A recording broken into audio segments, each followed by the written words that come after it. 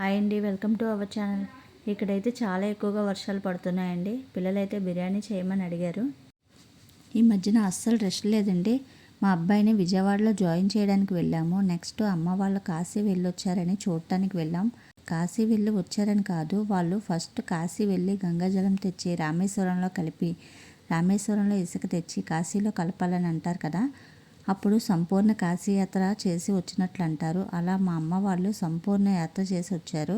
అందుకే వాళ్ళ కాళ్ళు మొక్కడానికైతే మేము వెళ్ళామండి. మంచిదని వాళ్ళ ఆశీర్వాదం తీసుకుంటే మంచిదని అంటారు కదా, అందుకని వెళ్ళాము. మేమే కాదండి, మా అమ్మ వాళ్ళు వచ్చేసరికి వీధిలో వాళ్ళు కూడా అందరూ ఇంటికి వెళ్ళకముందే రోడ్డు మీద ఆపేసి కాళ్ళు మొక్కుకుంటున్నారండి మంచిదని చెప్పేసి.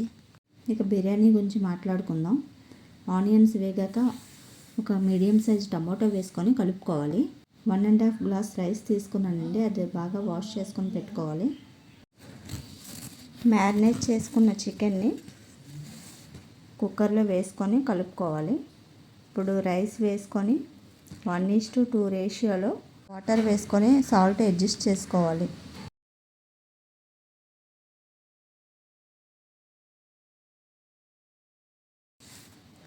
కొంచెం కసూరి మేతి వేసుకొని కుక్కర్ 3 విజిల్స్ వచ్చాక స్టవ్ ఆపేయాలి.